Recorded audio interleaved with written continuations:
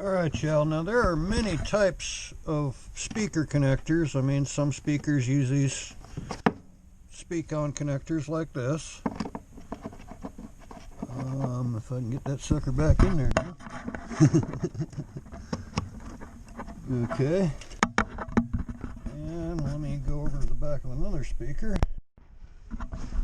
Okay, and then there's other speakers, you know, use the old standard, looks like a headphone jack, but it's not stereo, it's just mono. And believe it or not, I do have some biamp speakers that use a stereo jack back here. And what we're going to talk about today is speakers that use this type of a connector. And we're going to talk about amplifiers and putting in the right connectors. You see, they look like this. Now those are Rockvilles. I love Rockville products to death, but the cable that comes with them is kind of thin, so I like to make my own. And I like to use these, and these are what I like to use in the back of the speakers. Now these come apart. Set that boot right there, and you simply put your wire in these and then stick them in there and lock them in. And they don't like to come back out. That's why I didn't stick it all the way in. So give me a minute here and I'll get the table set up and we'll show you how to make up your own speaker cables. And we're back. Now I'm going to show you several ways to strip your wires while I show you how to prepare your connectors, because apparently most of these kids don't even know that these connectors exist. And I know a lot of adults that still jam wires into the back of their speakers and the back of their amps. And anyway, I've got all the fancy strippers, of course. But just like with the motorcycle videos, I don't expect people to have the right tools. In fact, I'm kind of here for the guy or the kid that doesn't. So yeah, that was really easy to strip that wire, but let's go with the Dyke method. Very gently go around, don't poke through. I didn't get it deep enough. Sometimes you got to do it twice. But I'd rather take too little than too much, because I don't want to poke the wire or cut it, or even cut a strand, because this is extra fine strand wire. Okay, so them ain't sharp enough, but this is. Watch this shit.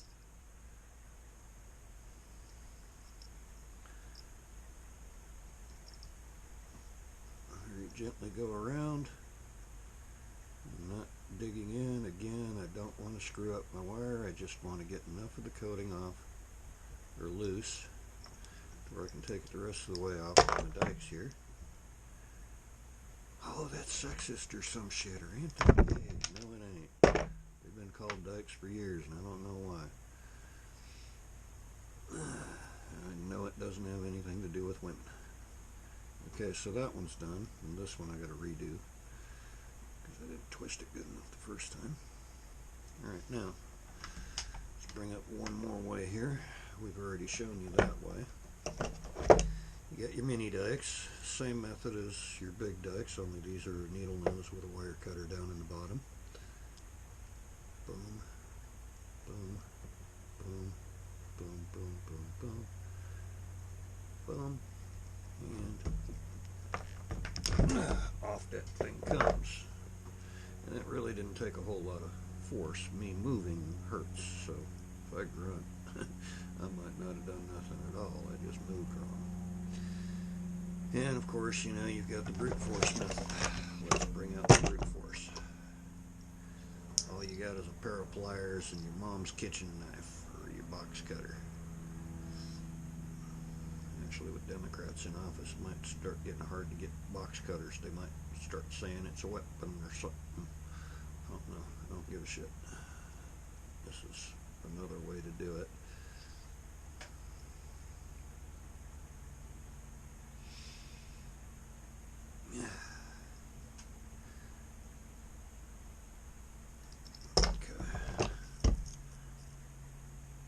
When you do the pliers method, a little twist before you yank. You have does take a yank. Not a Yankee, a yank. There is a difference.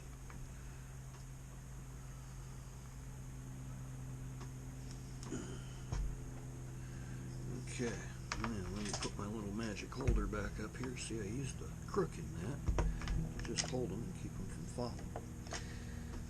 Alright, and I'm going to do both styles of ends. Boom.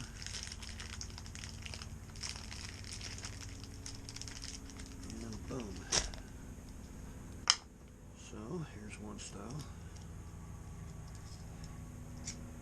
Okay, set that down. Now I go to here. And before you ever bother, if you don't have one of these little screwdrivers, this ain't a Harbor Freight item, but you can get a screwdriver with a similar tip. You can use an eyeglass screwdriver. If you've ever bought a mod kit for an old Xbox and still got the screwdriver from that, that works too. Boom, there's one screw all the way back out, and you see I got it backed out to where it's flush inside, and I got a nice clean hole to play with. Always like to play with clean holes, you know. Alright, and I'm looking down the tube again.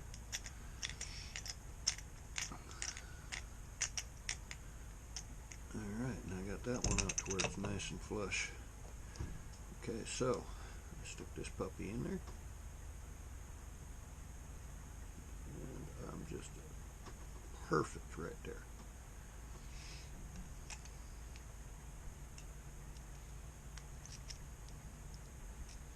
And wire-wise, you don't have to buy Monster cable. There are far superior products.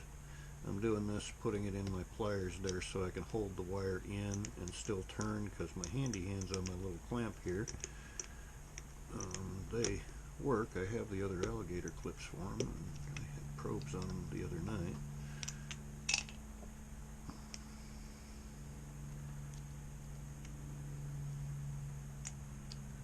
But it's just quicker for me to jam the wire in and hold it in doing it that way. Kind of weird. Okay, I'm more than kind of weird.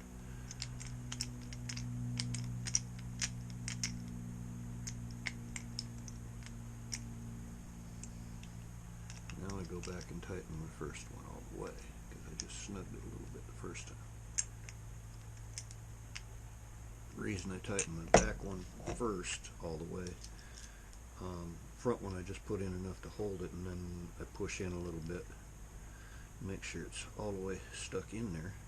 This one's going to be a little bit long, I'm going to have to trim it.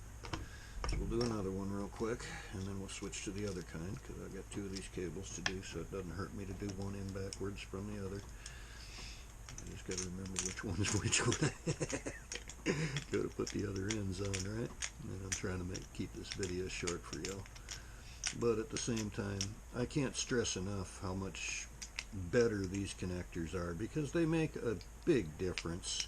People jamming wires in there are the reason that I've bought a lot of amplifiers over the years from pawn shops and shit. They'll have one channel blown, sometimes the whole receiver will be blown. You know, they stick a wire in the back of them, and just one stray strand of the wire poking out is all you need. Let's do that. Touching the amp to ground or something, sometimes touching over to another speaker wire, and you got two separate sets of finals back there, because most better amps you actually, yeah, I was right, that is a little bit long.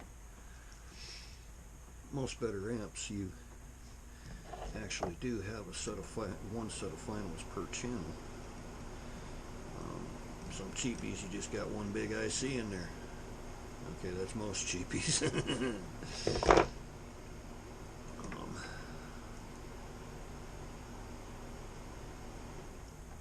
And I'm doing this with home amps, even though I showed you all the other fancy connectors, Speakon and regular 1/4 inch that's been around forever. I need to be on this one.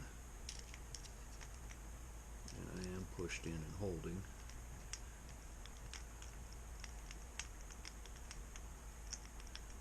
But now my screwdriver is wide. As it touches there, that's when I go down here and make sure she's snuggied. Oops. And make sure she's snuggied. And then I come up here and I do this one.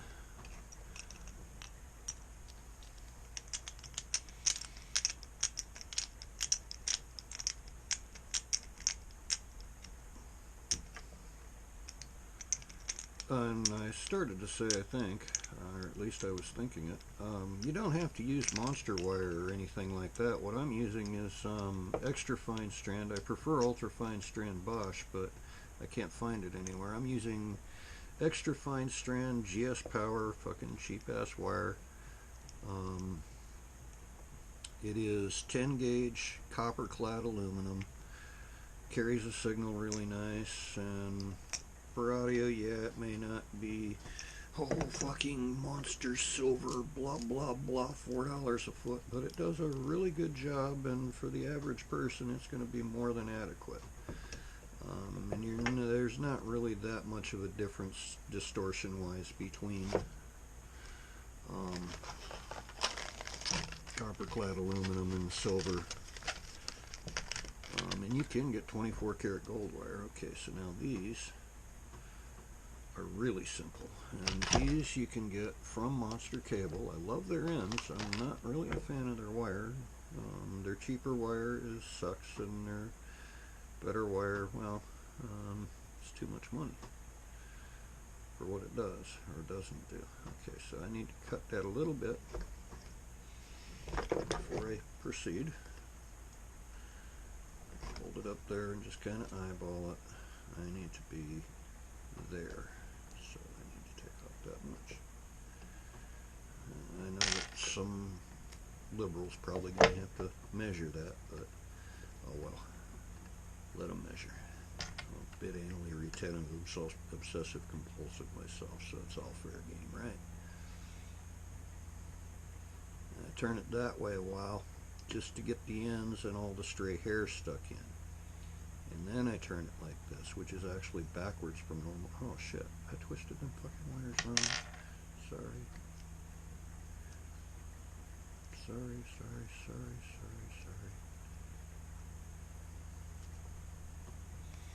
Okay, twist the wires the other way, that's right.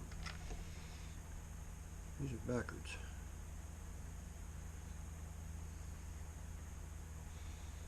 Okay, so they're in, and they're gripping. And now, I just twist that sucker on. And usually what I do here is I will hold it with just pliers, so I don't have a double twist, because you can't hold both. You can't hold it with your fingers for some reason, because this is nice and gripped, and this always slips. Okay, and that fucker is tight. It is not ever coming off.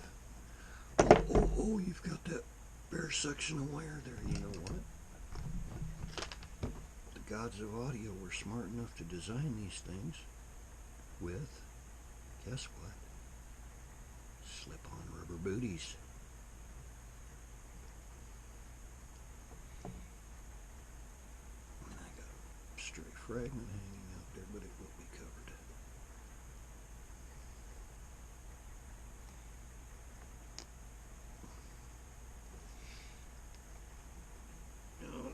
Most guys will put dielectric grease on these boots before they slip them on. And I do that every now and then. But, there, the boot's on. Now some guys are, that should be flush with here. No, fucker. No, fucker. The object of these boots is to keep your stray spot. These are made for rapid connection. They're not really made for audio to begin with. In fact, they came from my field, which is radar and microwave communications. But audio guys use them, and I use them. Okay, so this time it's twisted right, and I'm not showing you how to do a fucking electro voice one. I'm showing you how to do a monster one. Boom, again. And I should cut a little, but I'm not going to.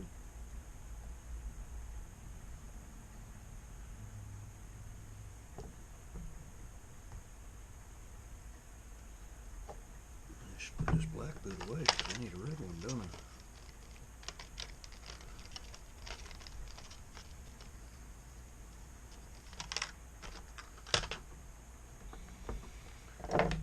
Pliers, hold it. I'm just not even barely holding it. It doesn't take much. John Wayne doesn't live here.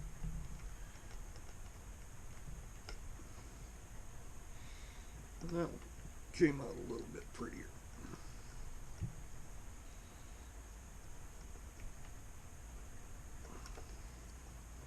And again, that fucker is never coming off.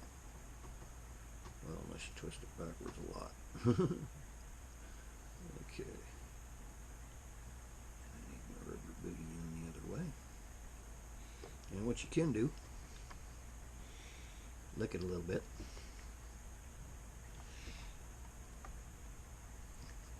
I don't recommend that, but I remembered a half-bird colonel that used to do that, and I had to do. I can't make it as funny as he did, you know. I mean, he did all the tongue motion and shit. Lick it a little bit, and he had all the usual lick it or stick it, lick it before you stick it jokes too. But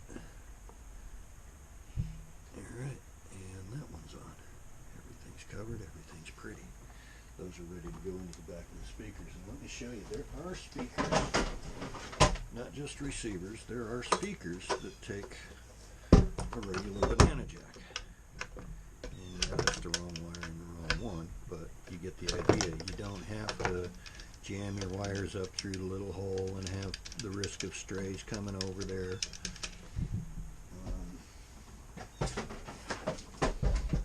Yeah, let's break out. Okay, and the JVCs, I've already shown you with these. You know, you poke them through the hole. This one doesn't come down because the bottom there is in near the gate. Let me break out one of these Onkios. Onkios don't have that problem. There we go. Okay, an Onkyo. Green is hot for some reason, but that just plugs in, and push it all the way in through and let it lock. Once that's locked, you probably aren't going to get it back out. That's not a bad find there. Onkyo, little 130 or 150 watt center speaker. Got that yesterday for 20 bucks. Got the whole set, and then looked it up on eBay, and the damn thing's worth like $300 to buy it brand new. And Best Buy still carries that exact set, but that covers that. Now you know how to hook up proper ends on for your speaker connections to your amplifier and to your speakers. Hope that was helpful to someone, and I fully expect someone in the comments to go, "Ah, fuck it, wire's good enough. You jam that shit in there." Yeah, it's good for testing, but not when you're doing it for yourself and you don't want to go back into it again. And it doesn't look very professional if you're doing a nice job for somebody that you actually like. So anyway, there you go. Hope it helped someone. If it didn't, well, hey, hope I at least gave you a silly old redneck to laugh at.